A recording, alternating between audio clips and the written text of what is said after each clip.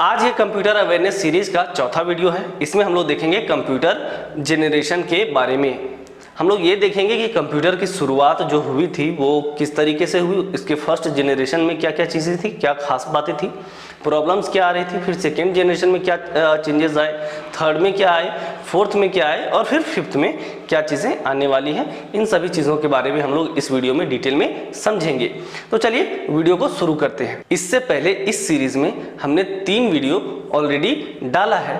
आप जाके हमारे चैनल पे उन सभी वीडियोस को देख सकते हैं और वो देखें, तभी आप इस वीडियो को देखें तो आपको ज़्यादा अच्छे से समझ में आएगा। हमने उसमें बहुत सारे कंप्यूटर्स के बारे में भी बात किया है, कंप्यूटर के बारे में बहुत सारी जानकारियां दी हैं।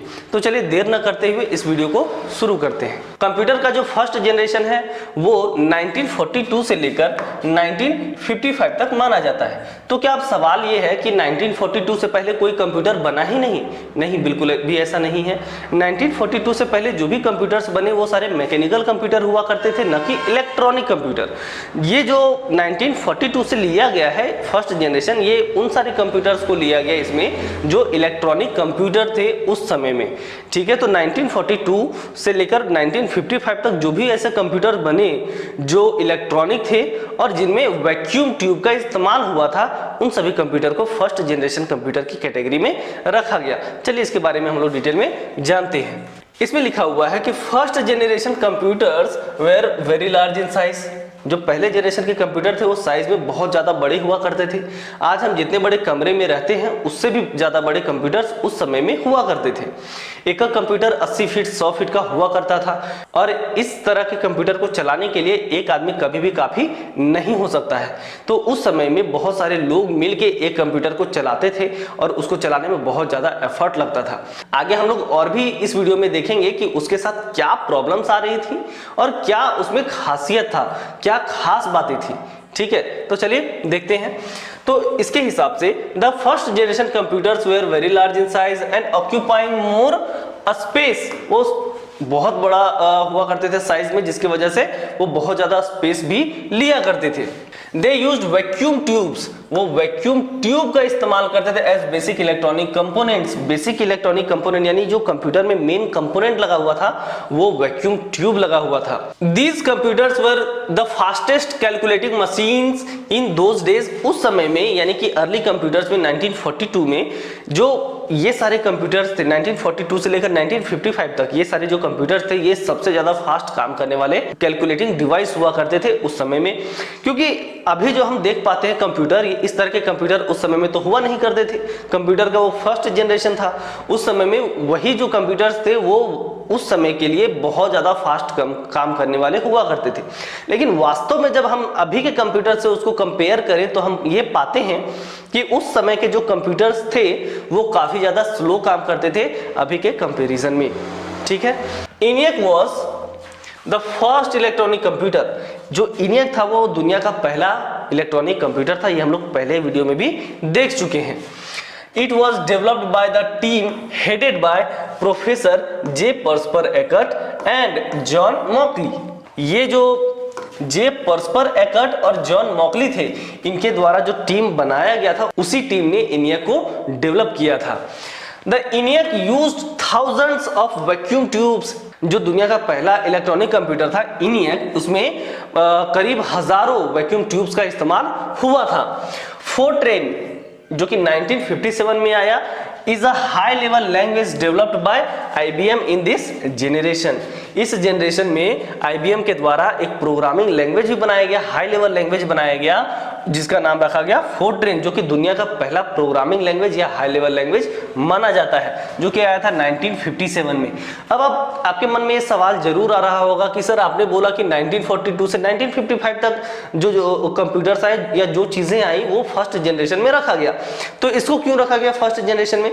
तो 1957 में ये ऑफिशियली लॉन्च हुआ, लेकिन ये 1955 में ही बन चुका था। इससे पहले काफी पहले बन चुका था, लेकिन ये ऑफिशियली लॉन्च हुआ 1957 में। ठीक है, इसका जो फर्स्ट जनरेशन के जो कंप्यूटर्स थे उनका जो एग्जांपल है वो है ENIAC, जिसका फुल फॉर्म ये है electrical numerical integrator and calculator. EDVAC जिसका फुल फॉर्म है electronic discrete variable automatic computer, या EDSAC electronic delay storage automatic computer, या UNIVAC यूनिवर्सल ऑटोमेटिक कंप्यूटर। ये सारे जो हैं ये इसके एग्जाम्पल है फर्स्ट जनरेशन कंप्यूटर्स के। ठीक है, चलिए आगे देखते हैं। आगे हम लोग देखेंगे कि फर्स्ट जनरेशन के जो कंप्यूटर्स थे उनमें क्या कमियां थी और क्या फीचर्स थे उसके, यानी उसमें क्या क्या वो क्या क्या चीजें कर रहा था, उससे फायदे क्या हो रहे थे और उसमें क्या कमियां आ रही थी। ठीक है, इसके बारे में हम लोग इसमें देखेंगे। तो पहला फीचर हम लोग देखते हैं यूज्ड वैक्यूम ट्यूब्स, यानी जो फर्स्ट जनरेशन के कंप्यूटर्स थे वो वैक्यूम ट्यूब का इस्तेमाल किए थे। अगर आप यहाँ देख पा रहे हैं फिगर, ये क्या है, इसी को वैक्यूम ट्यूब कहा जाता है, जो कि एक ग्लास में वैक्यूम क्रिएट करके और उसमें ये कुछ सर्किट्स लगाए जाते थे, इसी को वैक्यूम ट्यूब कहा जाता था। Based on machine level language, और ये जो कंप्यूटर था वो मशीन लेवल लैंग्वेज पे काम करता था।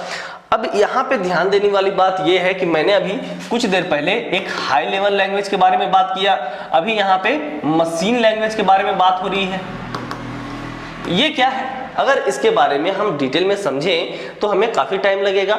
बस मैं आपको इतना यहाँ पे बता देता हूँ जिससे आपको ये चीज समझ में आ जाए। आगे हम लोग इसके बारे में डिटेल में वीडियो में जरूर पढ़ेंगे। ठीक है, तो high level language, machine level language, और एक और होता है जिसको कहा जाता है assembly language. Machine level language वो भाषा जिसको कंप्यूटर आसानी से समझ पाता है, यानी कि 0 और 1, इसी को मशीन लेवल लैंग्वेज कहा जाता है। हाई लेवल लैंग्वेज जिसको प्रोग्रामिंग लैंग्वेज कहा जाता है, जैसे कि C++, या जो मैंने बताया फोर्ट्रेन दुनिया का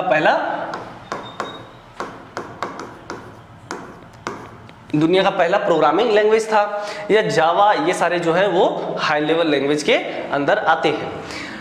एक और मैंने बोला असेंबली लैंग्वेज भी एक कंप्यूटर की भाषा थी जो कि करीब सेकेंड जनरेशन में के कंप्यूटर्स में इस्तेमाल हुआ था, जो हम लोग आगे देखेंगे। तो ये 3 तरह की भाषाएं कंप्यूटर में इस्तेमाल हो रही थी। ठीक है, अभी भी होती हैं। तो चलिए हम लोग आगे बढ़ते हैं। Memory was made of magnetic drums. First generation के कंप्यूटर्स जो थे उनमें जो मेमोरी यूज हो रहा था वो मैग्नेटिक ड्रम्स का मेमोरी यूज हो रहा था। ठीक है, इससे पहले के कंप्यूटर में जो मेमोरी यूज हो रहा था वो पंच कार्ड का इस्तेमाल हो रहा था। पंच कार्ड का इस्तेमाल मेमोरी की तरह किया जा रहा था, जो कि हम लोग पहले वीडियो में देखे थे। ठीक है, लेकिन जब इलेक्ट्रॉनिक कंप्यूटर का शुरुआत हुआ तो मैग्नेटिक ड्रम का मेमोरी इस्तेमाल होने लगा, जिसकी वजह से डेटा का ट्रांसफर ज्यादा अच्छे से हो पा रहा था और ज्यादा डेटा स्टोर किया जा पा रहा था फर्स्ट जनरेशन के कंप्यूटर्स में। ठीक है, उस समय फर्स्ट जनरेशन के जो कंप्यूटर्स थे वो काफी ज्यादा पॉपुलर थे और सभी को लग रहा था कि बहुत अच्छे कैलकुलेटिंग डिवाइस है, लेकिन इसके साथ कुछ कुछ प्रॉब्लम्स भी आ रहे थे। अभी उसी प्रॉब्लम के बारे में हम लोग देखने वाले हैं। तो ये साइज में बहुत लार्ज हुआ करते थे और ये बहुत ज्यादा स्पेस लेते थे, जिसकी वजह से इसको मेंटेन करना काफी मुश्किल हो रहा था। Consume more power and required regular maintenance. ये जो आप वैक्यूम ट्यूब देख पा रहे हैं, वैक्यूम ट्यूब साइज में काफी ज्यादा बड़े हुआ करते थे और बहुत ज्यादा पावर कंज्यूम करते थे, जिसकी वजह से पूरा का पूरा जो कंप्यूटर था वो साइज में बहुत ज्यादा बड़ा हो जा रहा था और साथ ही बहुत ज्यादा पावर कंज्यूम कर रहा था, और इसी वजह से इसको रेगुलर मेंटेनेंस की जरूरत भी पड़ती थी। और ये जो वैक्यूम ट्यूब होता था ये बहुत ज्यादा जल्दी खराब हो जाया करता था और बहुत ज्यादा गर्मी उत्पन्न करता था। ये हाई वोल्टेज पे काम करता था, जिसकी वजह से ये एक रिलायबल सॉल्यूशन नहीं था, लेकिन उस वक्त इसका कोई रिप्लेसमेंट हमारे पास नहीं था, जिसकी वजह से फर्स्ट जनरेशन के कंप्यूटर में इस्तेमाल किया गया। ठीक है, अगला जो डिसएडवांटेज है वो है required air conditioning because of heat generated by vacuum tubes. जैसा कि मैंने आपको बताया कि ये साइज में काफी बड़े हुआ करते थे और बहुत ज्यादा पावर कंज्यूम करते थे, जिसकी वजह से बहुत ज्यादा ये हीट भी जनरेट करते थे और हीट जनरेशन की वजह से एयर कंडीशनिंग की जरूरत पड़ती थी और ये एक काफी ज्यादा एक्सपेंसिव सॉल्यूशन था इस चीज का, जिसके वजह से इसका जो कॉस्ट है वो बढ़ जा रहा था। वेरी डिफिकल्ट टू ऑपरेट, इसको ऑपरेट करना, क्योंकि इसका जो साइज था वो बहुत ही ज्यादा बड़ा था, जिसकी वजह से इसको ऑपरेट करना काफी मुश्किल काम हुआ करता था। वर्क वेरी स्लो, ये बहुत ज्यादा स्लो काम करते थे। can't move one place to another because they were very heavy in size। वो साइज में बहुत ज़्यादा हैवी थे, बहुत ज़्यादा भारी थे, बहुत ज़्यादा बड़े थे, जिसकी वजह से जहाँ पे ये कंप्यूटर रखे होते थे वहाँ से दूसरी जगह ले जाना लगभग इम्पॉसिबल था। ठीक है, अब आपके मन में एक और सवाल आ रहा होगा कि सर अगर ऐसे कंप्यूटर्स उस समय बनाए गए होंगे तो इनका काम क्या रहा होगा, ये काम कहाँ करते थे। तो उस समय के जो कंप्यूटर्स हुआ करते थे उनका जो मेन काम था वो मिलिट्री में किया जाता था, या बड़े बड़े कंपनीज इनका इस्तेमाल करती थी कैलकुलेशन को करने के लिए। ठीक है, चलिए आगे बढ़ते हैं। तो चलिए अब जानते हैं सेकेंड जनरेशन ऑफ कंप्यूटर्स के बारे में। कंप्यूटर का जो सेकेंड जनरेशन था वो 1955 से लेकर 1964 तक माना जाता है, और इस बीच जो कंप्यूटर आए वो सेकेंड जनरेशन के कंप्यूटर कहलाते हैं। इनमें जो मेन जो डिफरेंस था फर्स्ट जनरेशन के कंप्यूटर से वो था ट्रांजिस्टर। फर्स्ट जनरेशन जब हम पढ़ रहे थे तो हमने देखा था कि फर्स्ट जनरेशन में वैक्यूम ट्यूब का इस्तेमाल हुआ था, और वो काफी ज्यादा साइज में बड़ा हुआ करता था, काफी हीट जनरेट करता था, काफी पावर कंज्यूम करता था। लेकिन सेकेंड जनरेशन में जो ट्रांजिस्टर इस्तेमाल हुआ ये उससे काफी ज्यादा रिलायबल था, क्योंकि ये वैक्यूम ट्यूब की तुलना में कम एनर्जी भी लेता था और कम हीट जनरेट भी करता था और ज्यादा पावरफुल था। ठीक है, तो सेकेंड जनरेशन के कंप्यूटर में वैक्यूम ट्यूब की जगह पे ट्रांजिस्टर का इस्तेमाल हुआ, और 1947 में तीन साइंटिस्ट जो थे जॉन बर्डिन, विलियम शॉकली और वॉल्टर ब्रेटेन, इन तीनों ने मिलके इसको बनाया था। कब? 1947 में। और कहां बनाया था? AT&T बेल लैब्स में। AT&T बेल लेबोरेटरी नाम का एक लेबोरेटरी है अमेरिका में, वहीं पे इसको बनाया गया था, और इन तीनों को बाद में इस इन्वेंशन के लिए नोबेल पुरस्कार भी मिला था फिजिक्स में। ठीक है, चलिए आगे बढ़ते हैं। This transistor is a smaller device. ये जो ट्रांजिस्टर था वो छोटा डिवाइस था, which is more reliable then vacuum tube, जो कि वैक्यूम ट्यूब की तुलना में ज्यादा भरोसेमंद था, ज्यादा कम पावर कंज्यूम करता था और लेस हीट जनरेट करता था। इसी पीरियड में फर्स्ट ऑपरेटिंग सिस्टम आया, या दुनिया का जो पहला ऑपरेटिंग सिस्टम है वो सेकेंड जनरेशन में ही आया था, ताकि कंप्यूटर से कम्युनिकेशन आसानी से किया जा पाए। ठीक है, इस जनरेशन का जो कंप्यूटर का एग्जांपल है वो है यूनिवेक 3, IBM 7090, IBM 1401, IBM 1400 का जो सीरीज है वो सेकेंड जनरेशन का एग्जांपल है। ठीक है, CDC 1604, ये कंप्यूटर के कुछ एग्जांपल है सेकेंड जनरेशन कंप्यूटर के। ठीक है, चलिए आगे बढ़ते हैं। अब हम लोग देखेंगे सेकेंड जनरेशन के कुछ फीचर्स और कुछ डिसएडवांटेज के बारे में। ठीक है, जैसा कि मैंने आपको बताया कि सेकेंड जनरेशन में एक ऑपरेटिंग सिस्टम आया था। एक्चुअली सेकेंड जनरेशन में काफी ऑपरेटिंग सिस्टम आए, उस पर काफी ज्यादा काम हुआ कि जो कंप्यूटर बन रहे हैं उनको और ज्यादा अच्छे तरीके से कैसे काम करवाया जाए, कुछ ऐसे सॉफ्टवेयर्स बनाए जाए जिनकी मदद से कंप्यूटर को और ज्यादा आसान तरीके से इस्तेमाल किया जा पाए, और इसके लिए काफी ज्यादा रिसर्च हुआ, बहुत सारे ऑपरेटिंग सिस्टम बनाए गए। लेकिन जो ऑफिशियली माना जाता है कि ये एक अच्छा ऑपरेटिंग सिस्टम था, जो फर्स्ट ऑपरेटिंग सिस्टम था वो GMNAAIO 1956 में आया था, जिसका नाम था general Motors north American aviation input output. ठीक है, और ये जनरल मोटर के द्वारा बनाया गया था IBM के कंप्यूटर के लिए। ठीक है, चलिए आगे हम लोग देखते हैं इसके कुछ फीचर्स के बारे में। सेकेंड जनरेशन के कंप्यूटर के क्या फीचर्स थे और उसके क्या डिसएडवांटेजेस थे, इसके बारे में हम लोग इसमें देखेंगे। यूज ट्रांजिस्टर्स, इस जनरेशन में ट्रांजिस्टर का इस्तेमाल हुआ था वैक्यूम ट्यूब के जगह पे। Used assembly language instead of machine language, मैंने आपको बताया था कि फर्स्ट जनरेशन में मशीन लैंग्वेज का इस्तेमाल हुआ था, जबकि सेकेंड जनरेशन में असेंबली लैंग्वेज का इस्तेमाल हुआ कंप्यूटर में, जो कि इंसानों के लिए समझना और ज्यादा आसान था मशीन लेवल लैंग्वेज की तुलना में, क्योंकि मशीन लैंग्वेज 0 और 1 को कहा जाता है, तो हर चीज 0 और 1 में कंप्यूटर को इनपुट देना ये काफी ज्यादा इंसानों के लिए टफ काम था। तो असेंबली लैंग्वेज एक बीच का रास्ता लेकर आया, जिसकी वजह से कंप्यूटर को इनपुट देना आसान हो गया था। आप जो यहाँ पे एक फिगर देख पा रहे हैं, ये ट्रांजिस्टर का फिगर है। अगर आप इसको देखेंगे, आपने कई डिवाइसेस में इसको लगा हुआ पाया भी होगा, और ये जो डिवाइस है ये काफी ज्यादा छोटा था वैक्यूम ट्यूब की तुलना में। ठीक है, चलिए आगे बढ़ते हैं। सेकेंड जनरेशन का जो कंप्यूटर था वो बहुत कम पावर में भी रन हो सकता था। जो फर्स्ट जनरेशन का जो कंप्यूटर था उसमें हमने पढ़ा था कि वो बहुत ज्यादा पावर लेता था रन करने के लिए, लेकिन ऐसा सेकेंड जनरेशन में नहीं था, उससे उसकी तुलना में यहाँ पे कम पावर कंजम्पशन हो रहा था। अगला है रिड्यूस्ड साइज। उसकी तुलना में यहाँ पे साइज भी कम हो गया था फर्स्ट जनरेशन की तुलना में। Faster than first generation computer, first generation की तुलना में फास्ट काम कर रहा था और कुछ डेटा को स्टोर करने की क्षमता भी आ गई थी। मैग्नेटिक कोर मेमोरी का इस्तेमाल होने लगा था। हमने उसमें देखा था फर्स्ट जनरेशन में कि वहां पे मैग्नेटिक ड्रम का इस्तेमाल होता था मेमोरी की तरह, यहाँ पे मैग्नेटिक कोर का इस्तेमाल हो रहा था यहाँ इंटरनल मेमोरी की तरह। ठीक है, चलिए अब हम बात करेंगे इसके कुछ डिसएडवांटेजेस के बारे में। इसका कोई वैसा डिसएडवांटेज नहीं है। मैंने आपको बताया कि जो वैक्यूम ट्यूब था फर्स्ट जनरेशन में वो काफी ज्यादा हीट प्रोड्यूस करता था। ये जो ट्रांजिस्टर लगा हुआ था सेकेंड जनरेशन के कंप्यूटर में कम अमाउंट में हीट जनरेट करता था। इसके बावजूद बहुत सारे ट्रांजिस्टर होने की वजह से उसका जो अमाउंट है हीट जनरेशन का अमाउंट वो काफी ज्यादा हो जा रहा था। फर्स्ट जनरेशन की तुलना में कम था लेकिन फिर भी ये हीट जनरेट कर रहा था, जिसकी वजह से एयर कंडीशनिंग की जरूरत पड़ रही थी। ठीक है, ये हीट कम अमाउंट में जनरेट कर रहा था। ये था इसका डिसएडवांटेजेस। तो चलिए आगे बढ़ते हैं और हम लोग देखते हैं कि थर्ड जनरेशन ऑफ कंप्यूटर कैसे हुआ करते थे। थर्ड जनरेशन के कंप्यूटर्स में ट्रांजिस्टर की जगह पे इस्तेमाल हुआ आईसी का, जिसका फिगर आप यहाँ पे देख पा रहे होंगे, या आप कोई डिवाइस अगर खोल के देखें, कोई मशीन अगर खोल के देखें तो उसमें पक्का आईसी आपको नजर आ जाएगा। तो जो थर्ड जनरेशन है वो कंप्यूटर का वो 1964 से 1970 तक चला और इसमें जो मेन कंपोनेंट इस्तेमाल हुआ था वो आईसी था, जैसा कि हम लोग अभी पढ़े। तो जो सेकेंड जनरेशन था जिसमें ट्रांजिस्टर इस्तेमाल हुआ था उसके जगह पे यहाँ पे थर्ड जनरेशन में आईसी इस्तेमाल हुआ, जिसका फुल फॉर्म इंटीग्रेटेड सर्किट होता है। ये एक छोटा सा डिवाइस हुआ करता है जिसमें बहुत सारे ट्रांजिस्टर के बराबर पावर होता है। एक छोटा सा आईसी करीब 1000 ट्रांजिस्टर के बराबर होता है। तो चलिए आगे देखते हैं। This generation of computers was less expensive. इस जनरेशन के जो कंप्यूटर थे वो बहुत ज्यादा सस्ते थे, स्मॉलर भी थे, छोटे थे, फास्टर थे and accurate then second generation computers. और सेकेंड जनरेशन के कंप्यूटर से ये बहुत ज्यादा एक्यूरेट थे, इनकी एक्यूरेसी ज्यादा थी।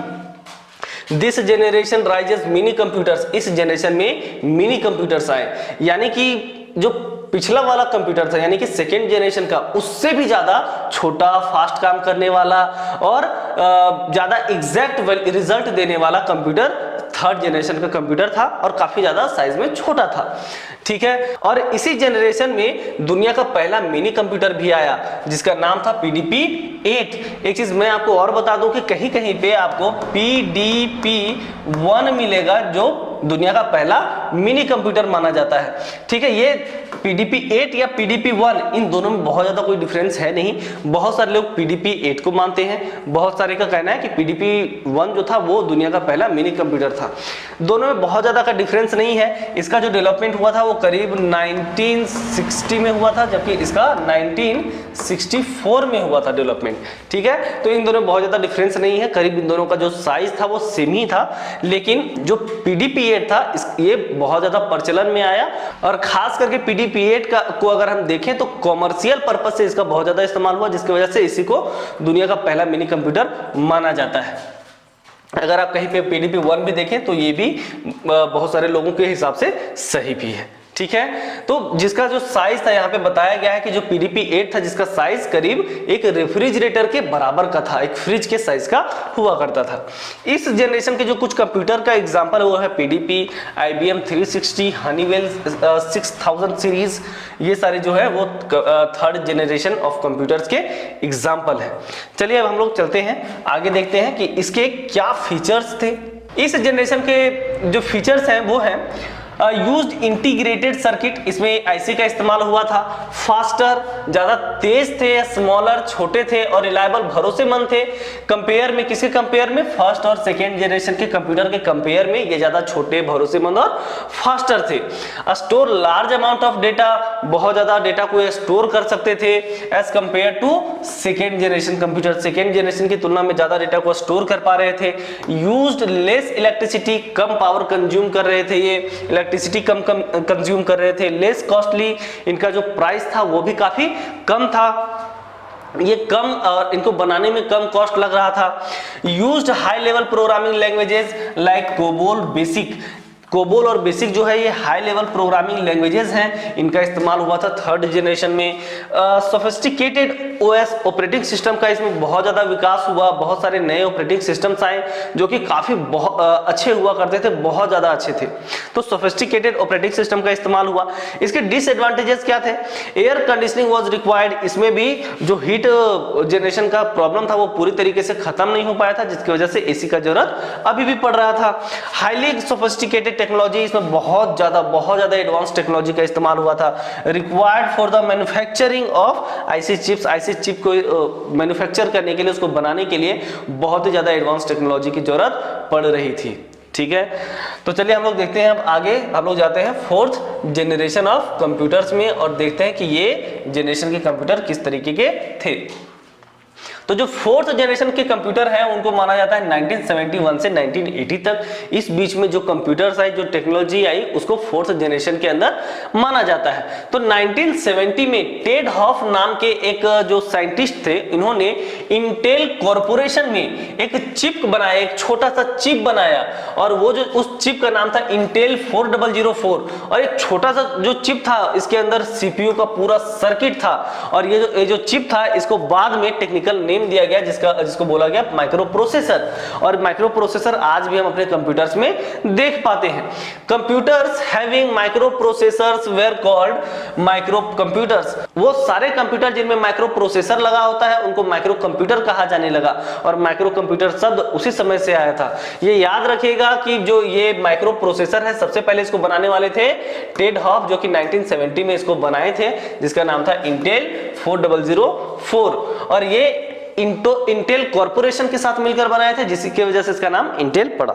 ठीक है, और इंटेल की चिप्स हम आज भी देख पाते हैं। आज भी जो i5, i7, i3, पेंटियम, ये सारे जो चिप्स है ये इंटेल ही बनाता है। ठीक है,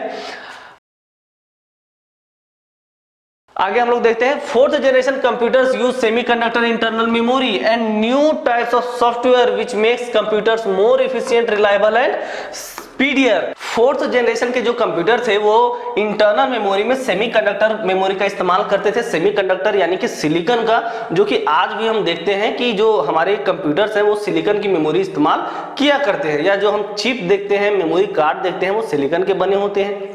उसी तरह से थर्ड जनरेशन में भी सेमीकंडक्टर मेमोरी का इस्तेमाल होना शुरू हो गया था, और इस जनरेशन में बहुत सारे सॉफ्टवेयर का इस्तेमाल होना शुरू हो गया था, जिसकी वजह से कंप्यूटर ज्यादा इफिशिएंट हो गए थे, ज्यादा रिलायबल हो गए थे, भरोसेमंद हो गए थे, उनमें काम उस कंप्यूटर्स में काम करना आसान हो गया था। ठीक है, और ये ज्यादा फास्ट काम कर पा रहे थे। जो माइक्रो प्रोसेसर होता है वो बहुत सारा आईसी को कंटेन करता है, यानी कि जैसे मैंने आपको बताया था कि बहुत सारा वैक्यूम ट्यूब का जो पावर है वो एक ट्रांजिस्टर में है, बहुत सारा ट्रांजिस्टर का पावर एक आईसी के अंदर है, वैसे ही बहुत सारा आईसी का पावर एक छोटा सा माइक्रो प्रोसेसर के अंदर होता है। तो इसी वजह से यहाँ बोला गया कि the micro processor contain thousands of ICs, बहुत सारे आईसीज को ये कंटेन करता है, बहुत छोटा छोटा आईसीज को, बहुत छोटे छोटे रूप में आईसीज को ये अपने अंदर कंटेन करता है, जिसकी वजह से ये काफी ज्यादा इफिशिएंट हो जाता है। एक छोटा सा चिप के अंदर पूरा का पूरा कंप्यूटर का दिमाग, यानी कि उसका जो सीपीयू हम लोग बोलते हैं, सीपीयू ब्रेन ऑफ कंप्यूटर, वो पूरा का पूरा दिमाग उसी छोटे से चिप के अंदर आ चुका था। इसीलिए बोला गया कि एक छोटा सा चिप के अंदर बहुत सारा हजारों आईसीज लगाए जा सकते थे। The LSI large scale integration circuit and VLSI very large scale integration circuit was designed। Large scale और वेरी लार्ज स्केल का क्या मतलब होता है? जब कुछ हजार आईसीज एक चिप के अंदर इंप्लीमेंट किए जाए तो वो एलएसआई के अंदर आता है। उससे भी ज्यादा जब आईसीज एक छोटे से चिप के अंदर लगाए जाए, इंप्लीमेंट किया जाए, तो उसे वेरी लार्ज स्केल इंटीग्रेशन कहा जाता है। तो ये सारा कुछ शुरू हुआ, यानी एक छोटे से चिप के अंदर लाखों आईसीज लगाए जा सक रहे थे। It greatly reduce the size of computer, और ये जो है कंप्यूटर का साइज छोटा करने में बहुत बड़ा रोल निभाया। माइक्रो प्रोसेसर के आने से कंप्यूटर का साइज बहुत छोटा हो गया, और जिसकी वजह से उसे माइक्रो कंप्यूटर भी कहा जाने लगा। ये तो एक तो साइज में भी छोटा था, माइक्रो का मतलब ही छोटा होता है, तो एक तो साइज में छोटा था और साथ ही साथ पहले के कंप्यूटर से ज्यादा पावरफुल था ये। ठीक है, जिसकी वजह से इसको माइक्रो कंप्यूटर कहा गया, और इसमें जो चिप लगाया गया उसको माइक्रो प्रोसेसर कहा गया, जो आज भी हम अपने कंप्यूटर में देखते हैं। जो जिसका एग्जांपल है i5, पेंटियम, i3, ये सारे जो है जो चिप्स हम देखते हैं, या अभी AMD के भी चिप्स आते हैं। AMD के भी माइक्रो प्रोसेसर्स आते हैं। तो ये सारे Ryzen 5, Ryzen 3 ये सारे जो चिप्स हैं ये माइक्रो प्रोसेसर कहलाते हैं, जिसका इस्तेमाल आज भी हम करते हैं। और ये सबसे पहले बनाया था टेड हॉफ ने, जिसका चिप का नाम था इंटेल 4004। तो चलिए अब आगे देखते हैं कि फोर्थ जनरेशन कंप्यूटर्स के फीचर्स क्या क्या थे। फोर्थ जनरेशन के जो कंप्यूटर थे उनके कुछ एग्जांपल्स हैं, वो है IBM 4300, Apple II। इस जनरेशन के कंप्यूटर्स के कुछ फीचर्स के बारे में हम लोग बात करेंगे। इसमें माइक्रो प्रोसेसर का इस्तेमाल हुआ था, जो कि हम लोग पढ़े। They are cheaper and faster as compare to third generation computer. इस जनरेशन के कंप्यूटर जो थे, यानी कि फोर्थ जनरेशन के, वो थर्ड जनरेशन के कंप्यूटर की तुलना में काफी ज्यादा सस्ते थे और काफी ज्यादा फास्ट काम करते थे। इजी टू यूज करना बहुत ज़्यादा आसान था और मेंटेन करना भी। यूज्ड लैंग्वेज, इसमें बहुत सारे प्रोग्रामिंग लैंग्वेज यानी हाई लेवल लैंग्वेज इस्तेमाल होने लगे, जैसे C++, जावा। इसमें स्टोरेज की कैपेसिटी बहुत ज़्यादा आ गई, क्योंकि इंटरनल मेमोरी का इस्तेमाल होने लगा, सेमीकंडक्टर मेमोरी का इस्तेमाल होने लगा, जिसकी वजह से इनकी जो स्टोरेज कैपेसिटी वो बहुत ज़्यादा बढ़ गई। Used for general purpose and commercial purposes, इसका इस्तेमाल जनरल पर्पस यानी कि खुद के लिए भी किया जाने लगा, और साथ ही साथ कॉमर्शियल पर्पस यानी कि इसका इस्तेमाल बेचने के लिए और दुकानों में, बिजनेसेस में भी इसका इस्तेमाल होने लगा। ठीक है, चलिए अब आगे देखते हैं हम लोग फिफ्थ जनरेशन ऑफ कंप्यूटर के बारे में। जो पांचवा जनरेशन था कंप्यूटर का, वो 1980 से प्रेजेंट और प्रेजेंट से फ्यूचर, यानी कि 80 के बाद, 1980 के बाद जो भी कंप्यूटर्स आए या जो फ्यूचर में आने वाले हैं, वो सारे जो कंप्यूटर हैं वो फिफ्थ जनरेशन के कंप्यूटर कहलाएंगे। ठीक है, तो फिफ्थ जनरेशन के कंप्यूटर में अगर हम लोग देखें तो इसमें AI, IoT जैसे चीजों का बहुत बड़ा रोल होने वाला है। चलिए इसमें देखते हैं पहले कि इसमें क्या चीजें लिखी हुई हैं। Computers can not take decisions, अभी के कंप्यूटर जो है वो अपना डिसीजन खुद से नहीं ले सकते, but scientist are working to produce intelligent computer, लेकिन जो साइंटिस्ट हैं वो इस तरीके से काम कर रहे हैं कि ऐसे कंप्यूटर बनाएं जो खुद का डिसीजन खुद से ले पाए, वो इंटेलिजेंट कंप्यूटर हो। Which can take decisions of their own, जो खुद से अपना डिसीजन ले पाए। Which can think like human, जो इंसानों की तरह सोच पाए। Artificial intelligence is being built into computers, artificial intelligence अभी भी कंप्यूटर के अंदर बनाए जा रहे हैं, और हम लोग ऐसा देखते भी हैं। अभी के समय में आर्टिफिशियल इंटेलिजेंस कितना आगे बढ़ चुका है ये हम लोग देख पा रहे हैं। हर चीज में AI का इस्तेमाल होने लगा है, चाहे आप इमेज जनरेट करना चाहें उसमें भी AI का इस्तेमाल हो रहा है। बहुत सारी चीजें हैं, आप कंटेंट जनरेट करना चाहे, आप स्टोरी जनरेट करना चाहे, सभी के लिए AI का इस्तेमाल हो रहा है। इसके कुछ एग्जांपल हैं, जैसे गूगल का जेमिनी या ChatGPT, ये सारा कुछ जो हम देख पा रहे हैं ये सभी AI की मदद से ही हुआ है। आने वाले समय में कुछ ऐसे कंप्यूटर्स आएंगे जो खुद की हुई गलतियों से सीखेंगे और खुद से डिसीजन ले पाएंगे। ये सारा कुछ हम लोग फ्यूचर में देख सकते हैं। और ऐसी भी चीजें आएंगी, ऐसे इंटरनेट ऑफ थिंग्स जैसी चीजें आएंगी, यानी कि हर एक चीज इंटरनेट से कनेक्ट होगा। जैसे अभी हम देख भी पाते हैं smart homes, smart TV, smart watches, ये सारा कुछ हम लोग देखते हैं। ये सारा कुछ हमारे मोबाइल से कनेक्ट हो जाता है और हम अपने फोन से ही सारा कुछ ऑपरेट कर पाते हैं। ये सारी चीजें अभी बन रही हैं और कुछ तो बन भी गई हैं, और फ्यूचर में और भी एडवांस चीजें होंगी। तो ये सभी चीजें जो है वो फिफ्थ जनरेशन ऑफ कंप्यूटर के अंदर आएंगी। ठीक है, तो मुझे लगता है कि आपको ये सारी चीजें जनरेशन ऑफ कंप्यूटर बिल्कुल अच्छे से समझ में आ गया होगा। और अगर कोई दिक्कत है तो आप हमें कमेंट करके जरूर बताएं कि आपको क्या प्रॉब्लम आ रही है, और अगर कोई और सवाल है या कोई ऐसा टॉपिक है जिस पे आप वीडियो चाहते हैं तो हमें कमेंट में जरूर बताएं। आगे हम और भी वीडियो लेकर आएंगे इसी सीरीज में, जैसे कि जो नेक्स्ट वीडियो है वो हम लेकर आएंगे भारत में कंप्यूटर के विकास के ऊपर, जिससे आपके आने वाले एग्जाम्स में काफी मदद मिले आपको। तो हम लोग मिलते हैं नेक्स्ट वीडियो में, तब तक के लिए धन्यवाद।